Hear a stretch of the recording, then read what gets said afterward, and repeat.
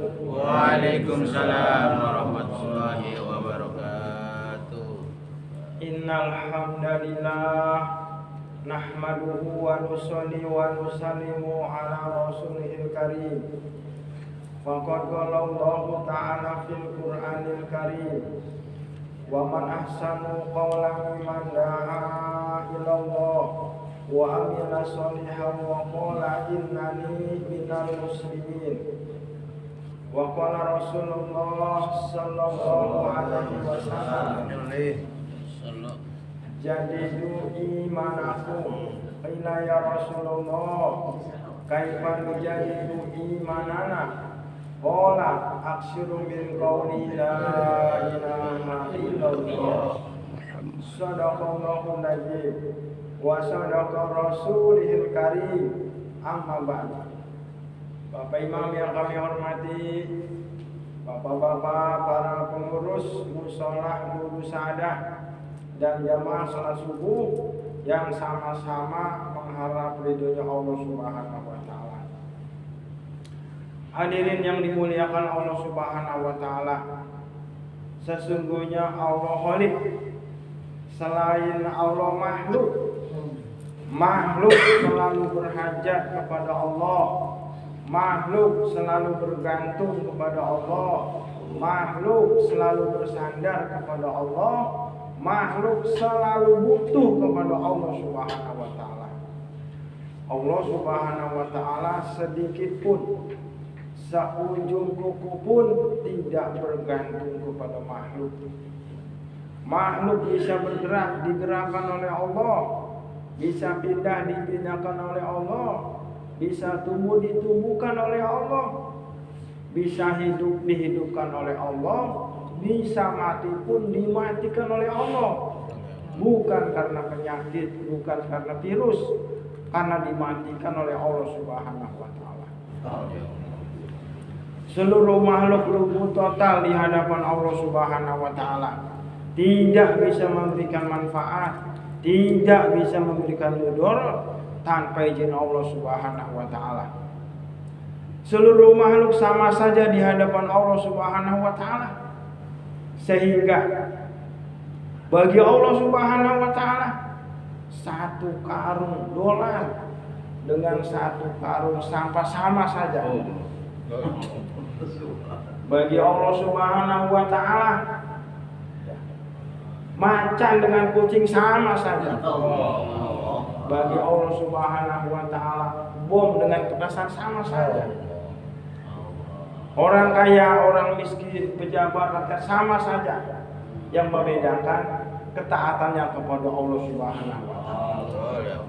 Maknanya Allah kuasa, jabatan tidak kuasa. Allah kuasa, uang tidak kuasa. Allah kuasa, yang lain tidak kuasa. La ilaha illallah. Tidak ada ilah kecuali Allah. Tidak ada yang hebat kecuali Allah. Tidak ada yang kuat kecuali Allah, semuanya lemah. Hadirin yang dimuliakan Allah Subhanahu wa taala. Kalau kita ulang-ulang ucapan ini,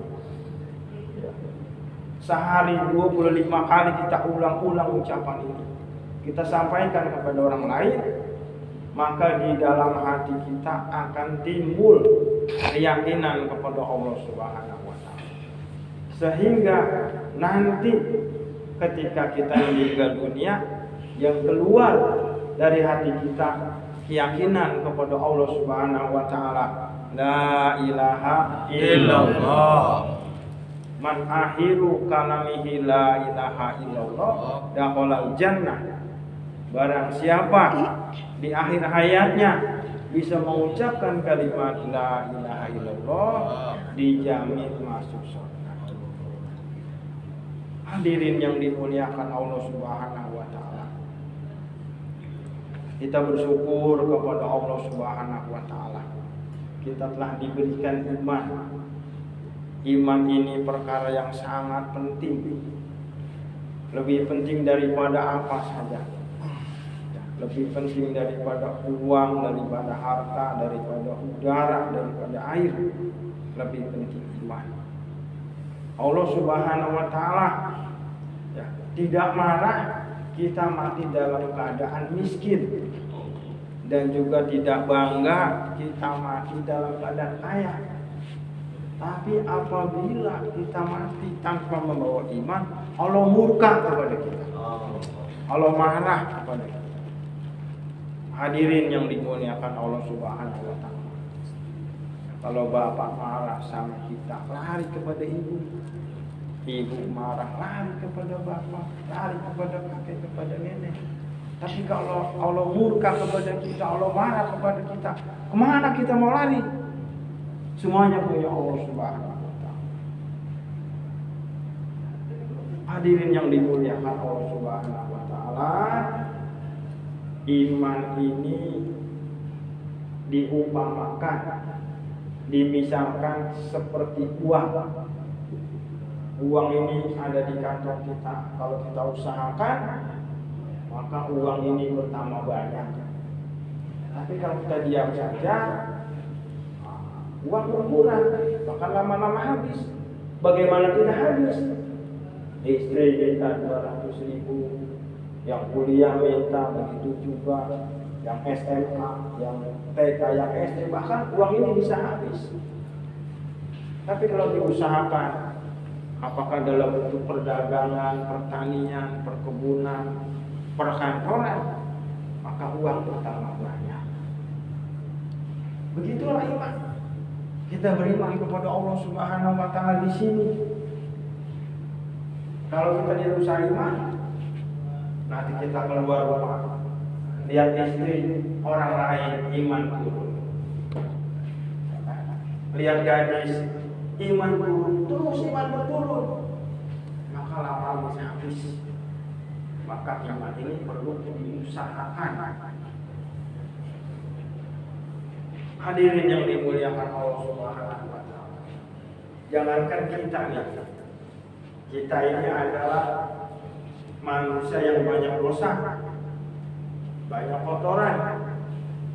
Karena begitu banyak dosa kita ini seakan-akan seperti tidak berdosa.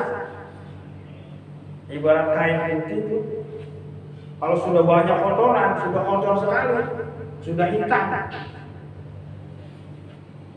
ada cecek berak di kain tersebut, maka seperti tidak ada kain cacat. Tapi kalau kain putih bersih suci, karena kain cacat, ini kain kotor, karena bersih. Ya kita ini karena banyak kotoran hati kita ini seperti tidak punya dosa.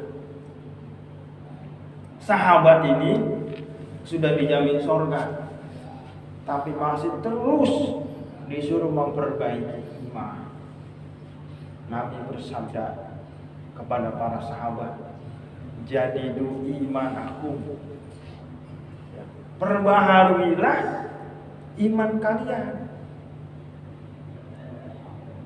Sahabat bertanya, ya Rasulullah, kaifa nujadidu imanana? Ya Rasulullah, bagaimana kami memperbaharui iman kami? Maka Nabi bersabda, aksiru min qauli la ilaha illallah. Perbanyaklah mengkaulkan. Ulama menjelaskan mengkaulkan ini beda dengan min zikri. Kalau min zikri bisa sendirian, pegang tasbih sendirian, itu min zikri. Kalau min qauli, qaul ucapan disampaikan, artinya ada lawan bicara. Maknanya didakwakan kalimat ini, iman akan meningkat. Dengan baca Quran juga iman meningkat, dengan zikir juga meningkat. Tapi yang paling dahsyat, dengan didakwakan kalimat ini, iman akan meningkat. Hadirin yang dimuliakan Allah Subhanahu wa taala, tanda kita beriman kepada Allah Subhanahu wa taala adalah kita laksanakan sholat. Kalau kita beriman saja tidak sholat, ini tidak taat kepada Allah Subhanahu wa taala. Sholat yang bagaimana? Sholat cara Nabi kita. Apa itu cara Nabi kita? Berjamaah di awal waktu di masjid atau musola sama saja. Musola tempat sholat, masjid tempat sujud sama. Hadirin yang dimuliakan Allah Subhanahu wa taala. Barang siapa yang ada wudu dari rumah menuju ke masjid, satu langkah dinaikkan derajatnya, langkah yang kedua diampunkan dosa-dosanya. Belum masuk ke masjid, dosa sudah diampunkan. Kita masuk ke dalam masjid, melangkahkan kaki yang kanan, membaca doa, Allahumma ftahli abwaaba rahmati. Ya Allah, bukakan kami pintu rahmat. Maka di sini terbuka rahmat Allah Subhanahu wa taala. Terbuka kasih sayang Allah Subhanahu wa taala. Kemudian selama orang berada di dalam masjid, maka malaikat mendoakan kita. Allahumma ighfir lahu warhamhu. Ya Allah, orang-orang ini ampuni mereka dan kasihanilah mereka. Kalau malaikat yang doa pasti dikabul. Sebab malaikat tidak punya dosa. Maka terbukti orang yang bolak-balik ke masjid tenang hidupnya, bahagia hidupnya, tentram hidupnya. Ya. Ada penyakit, tidak ada penyakit, tenang saja. Nah, kemudian berjamaah,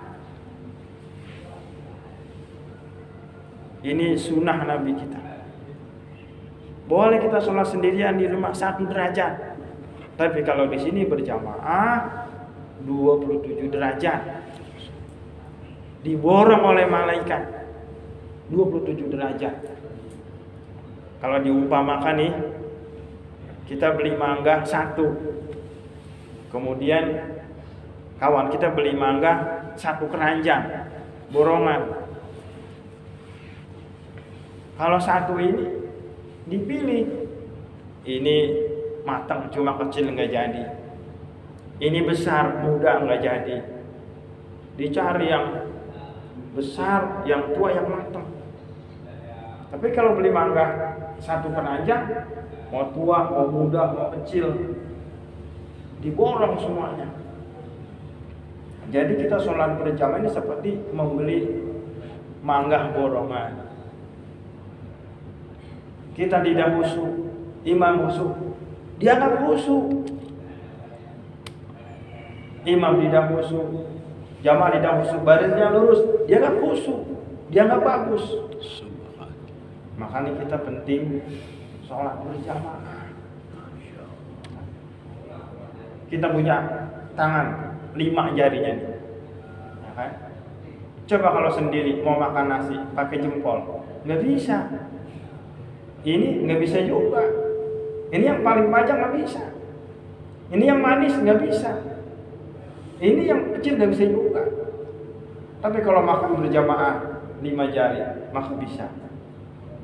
Ini perumpamaan. Kita punya rambut berjamaah ini banyak.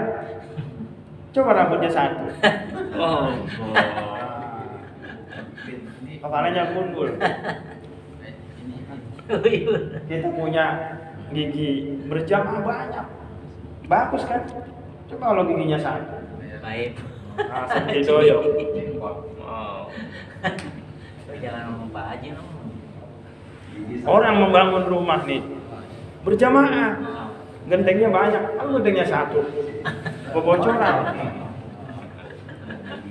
Jadi ini tim berjamaah. Kemudian di awal waktu, barang siapa menjaga sholat selama 40 hari 40 malam, mendapat 2 jaminan: bebas dari penyakit nifak dan dijauhkan dari api neraka. Janji Allah Subhanahu wa taala. Di sini menjaga sholat. Para ulama menjelaskan yang namanya menjaga sholat itu waktu sholat belum tiba kita sudah ada di masjid, namanya menjaga sholat. Misalnya zuhur jam 12, kita jam 12, setengah 12 sudah ada di sini, namanya menjaga sholat. Kalau zuhur jam 12 kita datang kemari jam 12.30, namanya bukan menjaga sholat, kebobolan sholat. Ibarat orang main bola, kata guru saya di Bang Firman, penjaga gawang, bola belum masuk sudah di depan gawang, jaga-jaga. Tapi kalau bola udah mau datang, bola diliatin sama penjaga gawang, udah masuk dibiarin baru ditangkap, namanya bukan penjaga gawang, bukan menjaga bola, kebobolan bola, bukan sambutan dari penonton, sambitan dari penonton, dikasih kartu merah. Nah, kita pun kalau setiap hari kebobolan sholat dikasih kartu merah kita. Makanya kita perlu menjaga sholat. Yang paling gampang nih menjaga sholat, yang paling mudah keluar 40 hari. Kalau di rumah berat kita ini, ada saja halangannya. Udah siap-siap tamu datang, anak nangis, istri ngamuk, mertua marah-marah dan sebagainya. Tapi kalau di sini aman kita. Makanya kita perlu keluar di jalan Allah Subhanahu wa Ta'ala. Perlu berkorban, mengorbankan harta kita, diri kita, waktu kita di jalan Allah Subhanahu wa Ta'ala. Jauh dari yang bed. Berkorban ini memang berat. Kalau ringan bukan korban namanya, berat. Tapi nanti hasilnya menjadi nikmat karena berkorban. Coba ada 2 orang nih, ya kan, beli motor, nih A, nih B nih. Motornya sama, tahunnya sama, dealernya sama.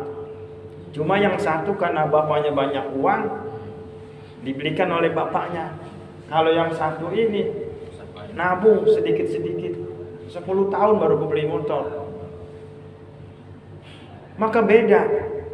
Kalau yang satu ini, katakan yang A, motornya kotor, kadang-kadang dibiarin aja, rusak pun biarin saja, nanti minta lagi dikasih yang baru.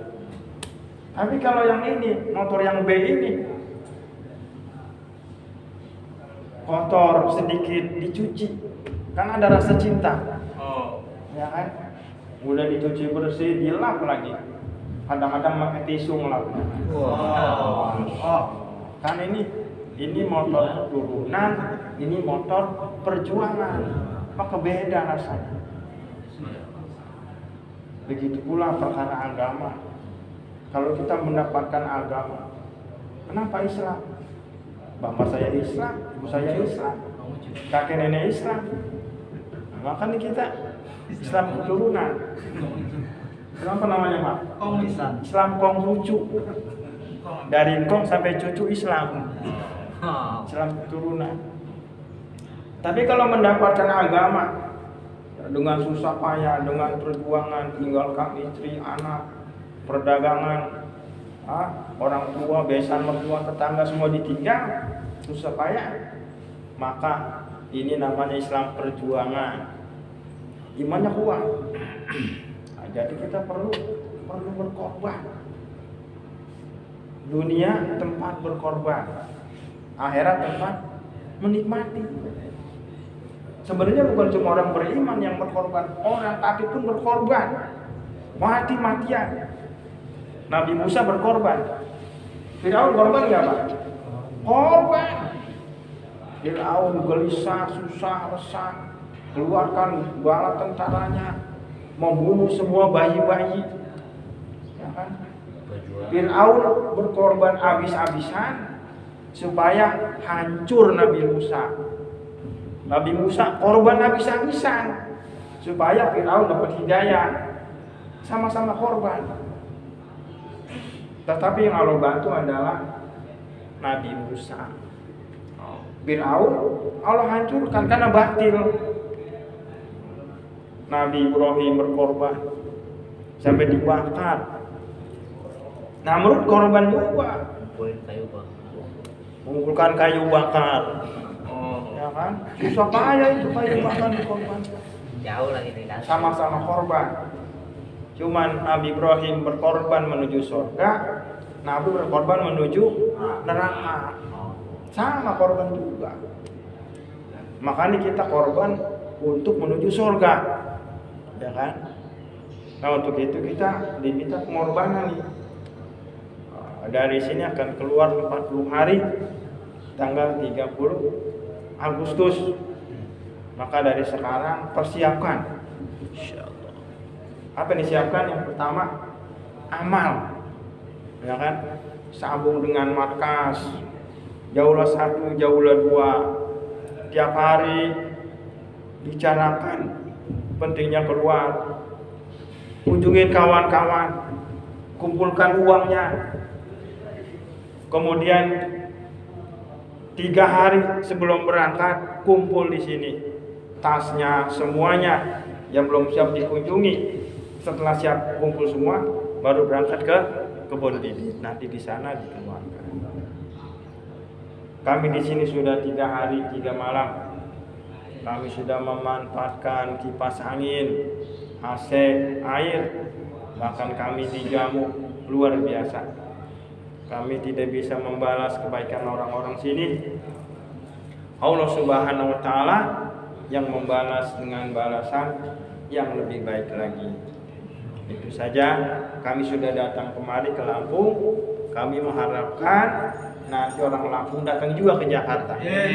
Kalau banyak ada benarnya dari Allah Subhanahu wa taala, ada salahnya dari kebodohan kami sendiri. Subhanallah wa bihamdihi, subhanallahumma wa bihamdika, asyhadu an la ilaha illa anta, nastaghfiruka wa atubu ilaik. Wassalamualaikum warahmatullahi wabarakatuh. Waalaikumsalam.